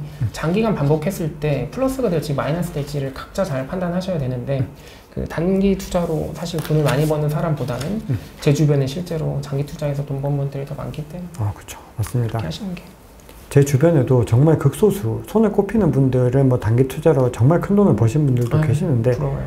너무 막 무모하게 돈을 넣으시는데 물어보면 또 청산당했다 그러고 그런 것들이 반복되는데 그런 것들은 좀 제 개인적으로는 좀 자제를 했으면 하는 마음들이 있더라고요. 근데 그게 또 개인마다의 또 투자 습관이나 이런 것들 때문에 또 고치는 게 쉽지 않다라는 생각도 하게 됩니다. 자, 그러면 이제 알트코인 몇 가지 정도만 더 여쭤보고 이제 커스터디 관련된 질문 넘어가 볼 텐데 앞서 비트코인 생태계 얘기를 한번 간단하게 주셨습니다. 지금 이번 대세장 들어가지고 비트코인 생태계에서 뭐 룸 프로토콜이나 뭐 ERC20이나 여러 가지 시도들이 일어나고 있고 그리고 스택스도 또 구매하셨다는 거 말씀 주셨는데 여전히 스택스에 대한 기대감들은 굉장히 높은 상황입니다. 전체적으로 어떻게 보시나요? 명확하게 말씀드리면 저는 스택스 프로젝트에 대해서 그 비트코인의 이제 정확히 하기에는 사이드 체인이라고 저는 생각하거든요. 왜냐면 다른 메인넷이 있으니까 그렇죠. 옆으로 했고 그리고 저는 이게 재미있어 보여가지고 이제 그 유행한 것 같아요. 이제 비트코인을 여기 올려가지고 뭐 자산을 한다라는 그런 프로젝트들이 요즘 너무 많더라고요. 그렇죠. 맞습니다. 많이 들어왔습니다. 근데 하여튼 스택스 같은 경우는 저는 그 진작에 제가 다른 채널에서도 말했지만 팔아서 없어요. 지금 갖고 있지는 않고 비트코인 생태계 전반에 전반에 대해서. 그래서 일단 저는 지금은 비트코인 관련해서는 비트코인만 투자를 하고 있고 이제 그런 것들이 계속 유행을처럼 이제 하나 성공하면 또 우르르 막 나오고 이러는 것 같은데 뭐 그게 저가 실제로 될지 안 될지 모르겠어요. 비트코인 위에 레이어를 쌓아 올라가는 게 가장 이상적인데 이것도 사실은 우리가 막 그렇게 기대한 것처럼 빨리 나오지도 않고 있고 너무 회피성 발언이긴 한데 지켜봐야 된다. 근데 저 같으면 비트코인을 모을 것 같아요. 그렇죠. 선택을 한다면 비트코인과 스택스 중에서 모은다면은 비트코인. 근데 이제 또 많은 분들이 저희가 통계를 보니까 2021년 대세 상승장 때 한국 투자자들의 이 업비트나 빗썸 사용 내역들을 보니까 94%가 알트를 투자하시고 6% 정도만 비트를 투자하시더라고요. 그 정도로 심해요? 네, 그 정도로 심하더라고요. 근데 글로벌 시장을 봤더니 반대예요. 반대까지는 아닌데 30% 이상이 그래도 비트코인을 투자하고 맞습니다. 한 70%가 알트인데 한국은 극단적으로 알트코인으로 몰리긴 하더라고요. 그러다 보니까 이번 대세 상승장이 만약에 진행돼도 좀 비슷한 현상들이 나올 가능성이 있을까요? 네, 저도 똑같이 보는 게 일단은 우리나라만큼 디지털 자산의 폐쇄적인 국가가 북한, 중국밖에 없고 그렇죠. 그게 폐쇄적이죠. 근데 중국은 그래도 홍콩 통해서라도 열어놨고 중국 정부가 보유하고 있는 물량도 많아요. 그러니까 사실상 제 기준에 전 세계에서 암호화 자산에 대해서 가장 폐쇄적이면서 뒤떨어지는 국가가 한국, 북한 두 개고 그 한국 같은 경우는 2017년도에 디지털 자산의 주도권을 가져올 기회가 있었는데도 찾고 그 이후에도 이제라도 따라가야 되는 상황에서도 지금 새롭게 부임하려고 예상하고 있는 뭐 금감 그 원장님이신가요? 좀 미온적인 입장이시고 일본은 벌써 현물 ETF 이제 상장하려고 좀 움직임들이 법인들이 좀 보이고 있고 일본 굉장히 적극적이죠. 네, 그래서 그냥 저는 개인적으로 우리나라에서 이 정부 차원에서의 사실 이 블록체인이나 이런 산업을 제대로 이제 방향을 제시할 사실 리더가 부재하다 생각을 하고 두 번째도 사실 인간의 영역에서라도 가능하면 이 좋은 자산을 잘 모으자 제대로 인식하자라는 것들이 더 주목을 많이 받아야 되는데 사실상 우리나라는 코인으로 많이 벌어서 그냥 부동산 사야 된다. 그렇죠. 그런 인식이 많죠. 하는 문화들이 좀 많아가지고 개인적으로 굉장히 걱정을 많이 하고 있어요. 그래서 이런 대세 상승장이 오더라도 그냥 아마 많은 사람들이 소외되지 않을까. 한국 사람들이 그래서 박 작가님이나 저 포함해가지고 민간에서라도 좋은 자산, 좋은 디지털 자산을 꾸준히 공부하고 또 많이 가질 수 있도록 하는 게 또 나름 애국하는 길 아닐까. 어떻게 보면은 굉장히 좀 올바른 지식들을 많이 알리기 위해서 노력할 필요가 있다는 생각이 들었고 또 그 중심에 또 봉인영 작가님이 또 계시니까 제가 역량 대비해서 많은 일들을 벌이고 있는데 응원해 주시면은 또 정직하게 정진해 보겠습니다. 네. 그럼 뒤에서 이제 우리 봉인영 작가님께서 어떤 하시려는 일들 중에서 좀 중요한 것들 한번 말씀을 또 나눠볼 텐데 마지막으로 알트코인 관련해서 이제 리플 이야기를 좀 여쭤볼 텐데 국내 투자자들 사이에서 가장 좀 애정의 코인이기도 하면서 그리고 가장 많이 투자하는 코인입니다. 이 리플 프로젝트가 최근에 이 SEC와 비공개 합의 소식이 전해지면서 계속해서 가격이 좀 오를만 하다가 또 아니었다라고 하면서 다시 내려가고 이런 과정들이 지금 반복이 되고 있습니다. 그러다 보니까 이 리플 프로젝트에 대해서 많은 분들이 좀 어떤 피로감 이런 것들을 많이 느끼고 계신데 이 리플에 대한 관점들은 워낙에 많은 분들이 막 관점이 너무 많이 엇갈리세요. 그만큼 불확실성도 크고 우리가 미래를 좀 단언하기 어렵다라고 볼 수가 있는데 작가님은 리플 프로젝트 어떻게 보시나요? 그냥 저의 리플 투자 이력은 2017년 초에 사서 그 해 말에 이제 팔았던 경험만 갖고 있고 1년 동안 딱 보유하시고 네, 딱 보유하고 팔았던 경험만 갖고 있고 네. 그래서 제가 뭐 리플에 대해 잘한다라고 말씀드리긴 좀 어렵지만 그냥 제가 이 리플 투자자분들 또는 리플에서 주장하는 것들을 지켜봤을 때 일단 리플에서 하겠다라고 하는 것들은 다른 걸로도 할 수가 있어요. 일단 기본적으로 그거 맞습니다. 기본적으로 송금 관련된 거라면 그렇습니다. 네, 그 뭔가 독보적이지가 않은 것 같아요, 제 기준에. 그렇다고 뭐 기술력이 더 있다거나 사실 그 약간 프라이빗 컴퍼니처럼 돼 있잖아요. 네, 그렇죠. 두 번째, 발행량이 제가 알기로는 실제로 좀 많이 늘어나지 않았나요? 유통량이 늘어났다고 표현해야 되나요? 일단은 에스크로에서 정확하게 왔다 갔다 해서 물량 자체가 뭐 늘어나거나 그런 정황까지는 없습니다. 굉장히 좀 그 부분은 좀 제가 개인적으로 봤을 때는 좀 투명하게 관리가 되고 네. 또 한 가지는 본인들이 이제 분기마다 보고서를 갖다가 늘 올리는데 거기서 굉장히 본인들의 어떤 그 물량들 이동들 이런 것들을 좀 밝히고 있죠. 네, 그러면 그냥 객관적으로 아까 펀더멘탈만 놓고 봤을 때 그냥 리플이 하고자 하는 것들이 다른 것들도 할 수 있기 때문에 사실 저렇게 독보적이라는 생각이 들지 않아서 뭐 저 같은 경우는 더 이상 투자를 하고 있진 않은데 저도 이렇게 국내 투자자분들이 되게 많이 기대를 하고 있고 많이 갖고 있다는 것도 알고 있어가지고 네. 그냥 단언해가지고 이게 안 될 거다라고 사실 말씀드리기는 좀 그렇고 네. 그냥 저의 원칙에 따라서 한번 판단을 그 부분도 해보셨으면 좋겠는 게 네. 리플이 하고자 하는 것들이 정말 독보적인 것인가. 물론 이제 뭐 은행과의 협업관계나 이런 것들이 이미 잘 구축되어 있지만 아까 페이팔 같은 이제 회사가 나타나서 이더 솔라나 위에 스테이블 코인을 발행해가지고 그걸로 수수료 제로피 하고 있거든요. 그렇죠. 그 사용 유저 간에. 그러니까 그럴 때 과연 은행이라고 했을 때 이거를 사용하지 않을 수가 없을 것 같아요. 왜냐면 상장사가 하고 있고 거기서 발행하는 아마 팍서스일 거예요. 거기도 사실은 사실상의 이게 뭔가 부도 채권이 됐을 때 보증을 해주고 있고 그러니까 그리고 이더리움도 이미 금융상품화 되어 있고 탈중앙화 충분히 되어 있고 그러니까 그런 리플에서 주장하고자 하는 그 어떤 미래 로드맵들이 기능들이 다 얘네만 할 수 있는 건지를 한번 체크해 보시는 게 좋을 것 같아요. 그러니까 약간 이것들을 제가 이제 리서치 하시는 분들 모셔도 약간 비슷한 관점들을 많이 제시를 해주시는 게 아무래도 이제 그 역할들이 더 회자되는 것들은 다른 프로젝트들이 더 많이 회자가 되고 있다라는 부분들, 가령 뭐 엑셀러라든지 이런 프로젝트들이 오히려 더 회자가 되고, 리플 같은 경우는 전체적으로 어떤 씬에서 어떤 존재감들이 지금 약간은 좀 낮아진 상태다라는 부분들이 있고, 또 한 가지는 앞서 이제 PYUSD도 말씀 주셨는데, 리플 같은 경우도 스테이블 코인 발행을 이제 하잖아요. 근데 그럼 그 경쟁력이 그러면은 작가님은 조금 부족하다 이런 관점이신 거예요? 네, 아무리 생각해도 페이팔 같은 경우는 이미 활성 유저를 4억을 갖고 있어요. 그렇죠. 그리고 여기서 결제되는 가맹점들도 많이 있거든요. 엄청나죠. 네. 근데 이 시장을 사실상 플랫폼이 없잖아요. 리플 같은 경우는 새로 뚫어야 되는데 그런 것도 쉽지 않을 것 같다는 게 저의 생각이고. 은행 스테이블 코인과 관련해서 말씀 주시죠. 그렇죠. 이제 스테이블 코인 관련해서는 그래서 똑같이 만든다라고 했을 때 뭐 예를 들어서 테더나 서클이 또 이미 사실 많이 장악을 하고 있고. 그렇죠. 사실 스테이블 코인이 많이 성장한 것들도 어떻게 보면. 네, 저는 물론 이제 스테이블 코인 시장이 더 성장할 거라고 생각은 하는데 거기서 리플이 독보적이냐라고 했을 때는 어떤 시장 지배적인 위치가 있는 것도 아니고 또 그렇다고 페이팔처럼 별도의 활성 유저를 갖고 있는 것도 아니고 미국 기업인 것도 아니고 뭐 이러다 보니까 생각해야 될 변수들이 너무 많아서 그 변수들을 투자해서 만약에 수익을 기대한다면 최소 이더랑 비트코인의 한 3배는 올라야 될 것 같아요. 그렇죠. 그래야 같은 투자가 될 것 같아요. 그러니까 같은 기간 동안 리플에 투자를 했을 때 뭐 이더가 10배 오르면 리플은 최소 30배 올라야 리스크를 프리미엄을 감안했을 때 같은 투자거든요.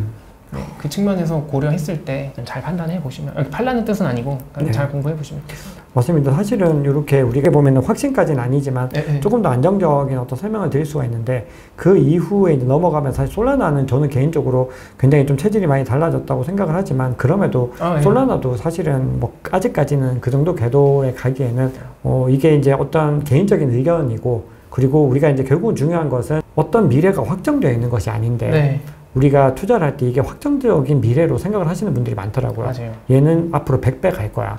뭐 30배 갈 거야. 이런 미래가 정해져 있는 프로젝트는 사실상 없다고 봐야 되고 그나마 좀 가깝다면 비트코인 정도가 될 텐데 그러다 보니까 우리가 이제 판단할 때는 너무 어떤 이것들에 대한 기대치에 의해서 너무 많은 작업을 그렇게 하는 것보다는 좀 아까 말씀 주셨던 이런 펀더멘탈들을 좀 합리적으로 확인을 하고 그리고 다른 경쟁자들 즉 2018년이나 17년 그때 굉장히 좀 뜨거웠던 리플이 그때와 지금의 어떤 환경을 비교했을 때 어떤 것들이 달라졌는지 좀 봐야 될 것 같다는 생각들을 좀 하게 됩니다. 사실. 그래서 뭐 아파트도 그냥 살 수 있으면 서울 아파트 사는 게 더 좋은 것처럼 그냥 그냥 저는 뭐 제 기준의 제 투자 철학은 원래 시가총액 상위부터 탑 다운으로 사자였었고 다운해서 이거보다는 그래서 그냥 저의 철학에 맞는 자산까지는 아니었기 때문에 뭐 투자했을 때도 소액이었고 또 수익이 났을 때 그냥 매도하고 이제 잊고 지내지만 투자하시는 분들이라면 그냥 뭐 이런 것도 한번 참고는 해 보실 수 있을 것 같아요. 맞습니다. 자, 그럼 우리가 이제 추가적으로 또 이 작가님께서 퇴사를 하시고 네. 커스터디 관련해서 많은 또 공부를 하고 계신데 네네네. 비트코인 셀프 커스터디를 한다는 게 이제 정확하게 어떤 의미인지 우리 구독자님들께 설명 좀 부탁드리겠습니다. 네, 그 뭐 말 그대로 비트코인이나 또 다른 디지털 자산을 셀프 내 스스로 나한테 수탁을 한다. 그러니까 내가 내 스스로 보관한다. 뭐 이런 뜻이라고 보시면 될 것 같고요. 네. 되게 쉽게 얘기를 해서 우리가 금은방에서 금을 사면 가지고 집에 와서 금고에 넣어야 되잖아요. 네. 그러니까 디지털 자산도 똑같아요. 그 비트코인을 사서 거래소에 두지 말고 내 집으로 가져와야 되는 거죠. 그렇죠. 대신에 이거를 했을 때 가져올 때 도둑 맞을 수도 있고 보관하다가 잊어버리거나 불에 타서 날아갈 수도 있으니까 이제 그런 것들을 실수를 막기 위해서 제가 이제 콘텐츠도 만들고 있고 관련해서 필요한 뭐 전자 디바이스나 그다음에 물리적인 디바이스들도 이제 계속해서 제가 이제 저도 제 나름대로 이 커뮤니티를 운영하면서 책도 이제 해서 수익도 있고 이런 것들 가지고 이거를 어디에 쓰는 게 좀 더 바람직할까라고 했을 때 그냥 저라도 이런 거 한번 도전해보자 라고 해서 그런 것들을 좀 준비하고 있고요. 그래서 그 최근에 한국 분들은 많은 관심을 기울이지 않아서 기사는 많이 안 나왔는데 그 트럼프가 그 디지털 자산의 셀프 커스터디에 대한 권리를 보호해주겠다 미국에서. 이렇게 이번에 발언했죠. 네, 이런 얘기를 했거든요. 그래서 그 비트코인을 거래소가 아닌 개인 지갑에 둘 경우에는 정말 재산권을 온전히 지킬 수도 있고 뭐 추후에 미국이나 다른 나라에서 이민을 간다거나 또는 이동을 했을 때 그때 거래소에 있는 것보다는 움직이거나 할 때 굉장히 유리한 부분들이 있거든요. 그렇죠. 그래서 그런 것들을 제가 이제 좀 저도 제가 하면서 실수를 많이 해가지고 그런 것들을 지금 좀 만들어서 제 유튜브 채널에서 가르쳐 드리고 있습니다. 너무 좋습니다. 저희 댓글에 봉현영 작가님 채널 링크 달아드릴 테니까요. 한번 가서 보시면은 굉장히 좀 도움이 많이 되실 것 같습니다. 네네. 자, 사실은 제가 이제 굉장히 많이 질문 받는 것 중에서 셀프 커스터디를 질문을 되게 많이 받아요. 네네. 근데 그 중에서도 꼭 지갑으로 옮겨야 되나요? 업비트에 그냥 주면 안 될까요? 네네네, 이런 그렇죠. 질문 굉장히 많이 받는데 거기에 대해서 어떻게 답변을 드리면 가장 좋을까요? 우선 단기적인 투자자 분이시라면 해외 거래소보다는 저는 우리나라 업비트 빗썸, 코인원, 코빗까지는 충분히 안전하다라고 말씀드릴 수 있을 것 같고 네.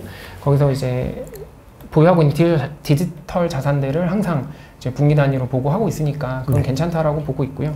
이게 사실상 지금 당장 이거의 필요성을 체감하기는 어려워요.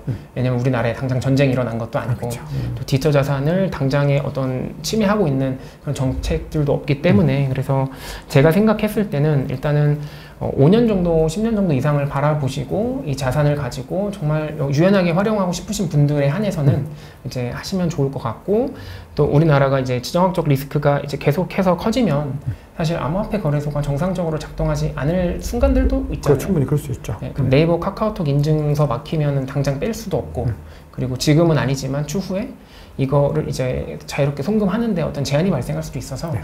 그런 측면에서 공부를 해보자는 거지. 그냥 뭐 지금 당장 다 떼세요. 이건 아니다. 이건 절대 아니고 이제 실제로 근데 어쨌든 지정학적 리스크에 대한 우려들 또 재산권이 침해될 수밖에 없네. 왜냐면 우리나라가 세수가 지금 계속 부족한데 결과적으로는 부동산이나 주식보다는 이쪽 디지털 자산도 포함해가지고 아무래도 세금의 어떤 부담이 이제 올 가능성도 높으니까 그런 것들을 뭐 저는 당연히 세금을 내야 된다라고 생각하고 있는데 네. 일단은 보관을 해두면 나중에 제가 선택을 할 수 있으니까 그 정도 차원에서 좋다. 뭐 일단 지금은 말씀드릴 수 있을 것 같아요.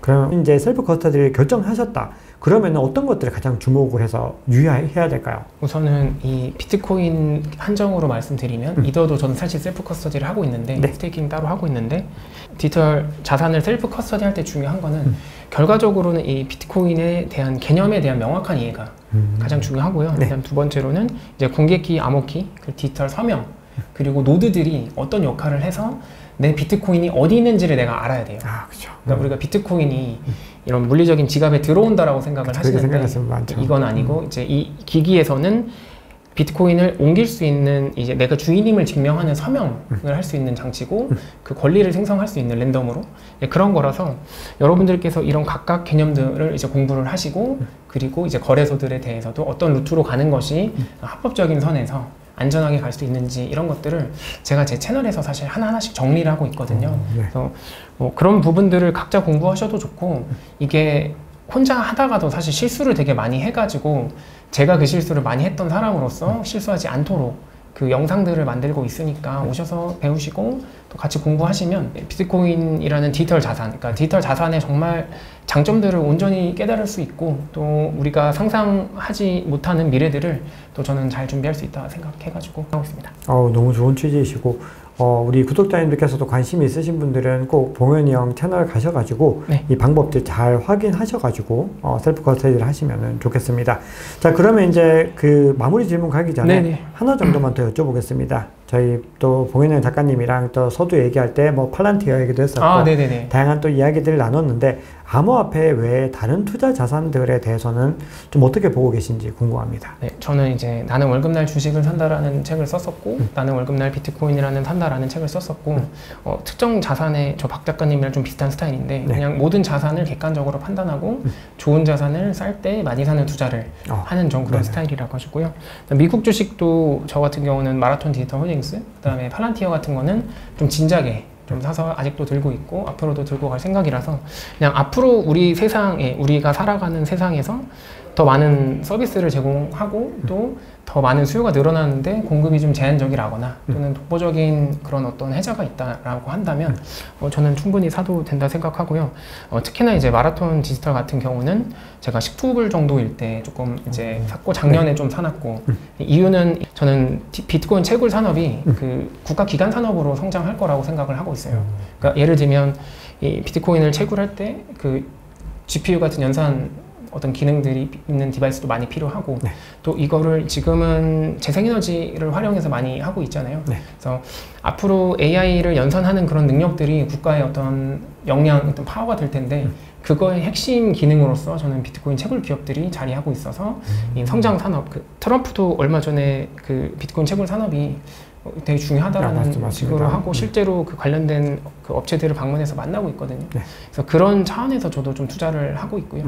그다음에 두 번째로 그 AI 관련된 소프트웨어 기업들, 그러니까 우리나라에는 없어요. 카카오나 네이버가 뭐 실제로는 GPT 같은 코 GPT나 그 하이퍼 클로바 같은 것들을 지금 만들고 있다고 작년부터 했는데 실제로 그 카카오는 아직 출시도 못했고요. 일정 다 어그러졌고, 네이버 같은 경우는 냈지만 그냥 네이버에 있는 블로그에 있는 컨텐츠랑 텍스트만 가지고 만들었기 때문에 맛집을 찾을 땐 좋아요. 한국 맛집을 찾을 때는.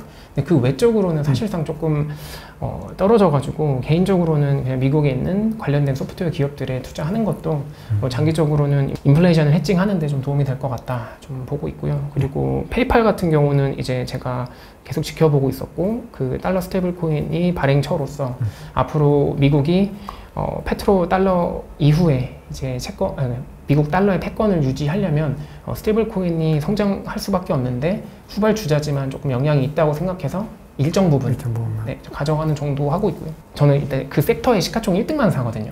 네, 그래서 그렇게만 좀 갖고 있어가지고 이거를 지금 뭐 몰빵하라는 뜻 절대 아니고 그냥 관심을 갖고 있고, 그런 산업들이 앞으로의 트렌드가 될 건데, 그런 자산, 그러니까 새로운 시대를 이끌어갈 수 있는 어떤 기업들이나 서비스를 제공하는 회사들, 그 지금 어느 정도 우선순위가 갈리고 있는 상황에서 초창기 투자해서 5년, 10년 가져가는 거는 2014년도에 애플 투자했어도 지금 한 20배 넘게 올랐거든요. 그렇죠. 네, 근데 그것만 20배만 올라도 좋은 투자잖아요. 그럼 훌륭한 투자죠. 그래서 어떤 자산의 편견을 갖기보다는 그렇게 좀 투자하고 공부하면 또 재밌게 할 수 있지 않을까 생각하고 있습니다.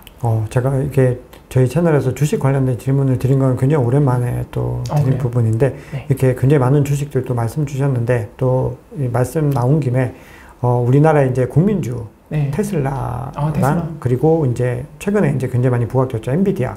이 두 개에 대해서 어떻게 보시나요? 제가 그 작년에 과기정통부의 AI 컨퍼런스 구글이랑 같이 했었던 행사에 기업의 담당자로서 저는 이제 블록체인 인프라도 검토했지만 AI 솔루션도 같이 도입하는 걸 검토했어가지고 갔었는데, 그때 당시에도 엔비디아가 품귀라고 엄청나게 많이 말을 했고, 그 제가 갔다 온 사진과 내용이 PPT를 제가 제 유튜브 채널에 찍어서 올렸어요.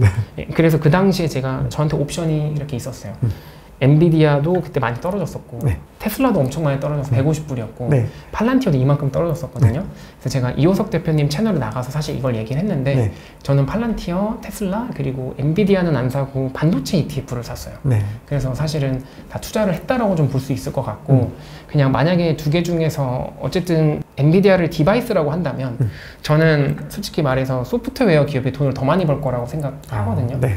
그래서 저는 개별 종목으로 그때 팔란티어를 샀었어가지고 네. 그냥 그런 거 비교해 봤을 때 엔비디아가 지금 기준으로 거의 시총 1, 2등, 뭐 3등 왔다 그렇죠. 갔다 좀 왔다 갔다 하죠. 네. 애플이랑 마이크로소프트랑 셋이서 왔다 갔다 하죠. 네, 그냥 방향이 같다면 저는 디바이스보다는 그냥 왜냐면 이게 더 좋을 것 같아요. 그러니까 소프트웨어 기업이. 소프트웨어가 더 좋다. 네, 왜냐면 이 엔비디아 제품이 너무 비싸다 보니까 이제 자체적으로 설계하려는 움직임도 사실 반작용으로 있긴 있으니까. 있을 수 있죠. 그렇죠. 네, 그래서 그런 걸 했을 때 엔비디아를 저는 사실 살 거면 쌀 때 사지 왜 다 오른 다음에 사는지는 조금 약간 그게 가격 자체가 비싸다는 거가 리스크가 될 수 있으니까 그렇죠. 그래서 그런 측면에서 네, 고민해 보시면 좋을 것 같아요. 자, 그러면은 이제 우리가 현 시점에서 만약에 이제 1억의 현금이 있다면 네. 이제 아무래도 작가님께서는 이제 비트코인 위주로 많이 좀 말씀을 네네네. 주실 것 같은데 요거를 네. 꼭 이제 암호화폐뿐만이 아니라 주식까지 넓혀 주셔도 좋고 네네. 좀 자유롭게 한번 말씀 주시면 좋을 것 같습니다. 네, 우선 제가 비트코인을 많이 갖고 있지만 지금 기준으로 1억이 있다라고 하면 그냥 비트코인 한 개 9천만 원이니까 그냥 비트코인 한 개를 사서 한 개만 산다. 오. 개인 지갑으로 옮깁니다. 어. 그래서 그 암호 구문을 다 머릿속에 넣던지 철판에 기록하든지 해가지고 한 10년 이상 들고 갈 것 같고요. 그리고 나머지 1,000만 원 가지고는 뭐 이더리움 하나 사고 솔라나 몇 개 사고 네. 그리고 아까 말씀드린 주식들 네. 좀 사서 묻어두고 그냥 잊고 지낼 것 같아요. 그러니까 왜냐면 이게 1억이 단기간에 10배 될 가능성이 없으니까 그냥 차라리 다른 걸 통해서 좀 더 사업을 하시던 개인 역량을 쌓아서 부업을 통해서 소득을 늘려서 좋은 자산을 사시던 또는 난 이걸로 노후 준비 끝났으니까 앞으로는 나 버는 돈 다 쓴다. 네. 네, 선택하시던 결정하시면 될 것 같아요. 진짜 이렇게 말씀 나누니까 이제 굉장히 좀 생각하는 투자에 대한 관점들 이런 것들이 봉현영 작가님이랑 저랑 굉장히 좀 비슷한 부분들이 많이 있는데 네. 저도 너무 좋았습니다. 왜냐하면은 많은 분들이 투자를 통해서 너무 많은 것들을 좀 해결하려고 하시는 또 분들이 있는데 그렇게 접근하셔가지고 뭔가 좀 성공적인 결과를 가지고 온 사례들이 좀 생각보다 굉장히 적습니다. 진짜 거의 희박할 정도로 적어서 우리가 일반적인 보통의 투자자들은 사업소득이나 노동소득을 통해서 수익을 얻은 것들을 최대한 장기 투자에 묵히는 것이 절대적으로 무조건 좋다고 저는 생각하거든요. 그게 현실적인 방법인 것 같고 네, 좀 너무 뻔하죠. 그러니까 뭐 이런 거죠. 김종국 그 연예인분이 가수분이 나와서 그냥 매일 운동 2시간씩 하시고 좋은 음식 먹으면 10년 동안 반복하면 몸짱 될 수 있어요. 그렇죠. 똑같거든요, 사실은. 맞습니다. 그러니까 이게 방법이 어렵다기보다는 이걸 꾸준히 하기가 좀 어려워서 사람들이 그 성공 사례들이 많지 않은 것 같은데 이렇게 또 박 작가님 채널 이렇게 같이 공부하면서 또 하면은 제가 봤을 때는 그 힘든 여정들이 또 할만해지지 않을까 생각합니다. 네, 맞습니다. 저희 봉현영 채널도 많이 또 봐주시면은 네. 진짜 도움되는 내용들이 너무 많은 것 같습니다. 고맙습니다. 자, 그러면 저희 마지막으로 구독자분들께 당부의 말씀 부탁드리겠습니다. 네, 우선 앞서 말씀드린 것처럼 그 디지털 자산, 신생 자산 초창기 투자 기회가 왔는데 우리가 정부에서도 사실 이런 걸 리딩해주지 못하고 또 규제 같은 것들 때문에 사기업의 영역에서도 할 수 있는 것들이 제한적이라서 결국엔 똑똑한 우리 한국 사람들끼리 이 새로운 메타버스 시대의 디지털 자산을 잘 준비하는 것 밖에는 이제 더 이상 남은 방법이나 희망이 없다 생각하거든요. 그래서 박 작가님 채널뿐만 아니라 저도 대한민국 청년으로서 우리나라가 디지털 자산을 좀 더 많이 보유하고 또 올바르게 투자하는 데 있어서 좋은 문화들을 좀 이렇게 많이 전파하도록 할 테니까 응원을 많이 해주셨으면 좋겠고 또 앞으로도 좀 많이 응원해 주시면 네, 감사하겠다 이 정도 마무리하겠습니다. 네, 마지막까지 좋은 말씀 너무 감사합니다. 네. 지금까지 봉현영 작가님과 굉장히 이 시장에 대해서 어떤 자산에 대한 얘기들 뿐만이 아니라 투자에 대한 관점들을 굉장히 좀 경험에 또 기반해서 정말 도움이 되는 이야기들을 많이 나눴는데요. 아마 또 이렇게 이야기를 나눈 거는 저희 채널에서 아마 처음이 아닐까 생각을 합니다. 그래서 우리 구독자님들이 굉장히 좀 색다른 또 경험과 그리고 굉장히 많은 또 도움이 되셨을 거라고 생각을 합니다. 저희 또 다음에 또 모시겠습니다. 네, 좀 더 불러주시면 감사하겠습니다. 네네. 지금까지 긴 시간 동안 아주 깊은 인사이트, 다양한 인사이트 나눠주셔서 너무 감사합니다. 네, 감사합니다. 네, 지금까지 봉현영 작가님과 토크라운지 진행했습니다. 감사합니다.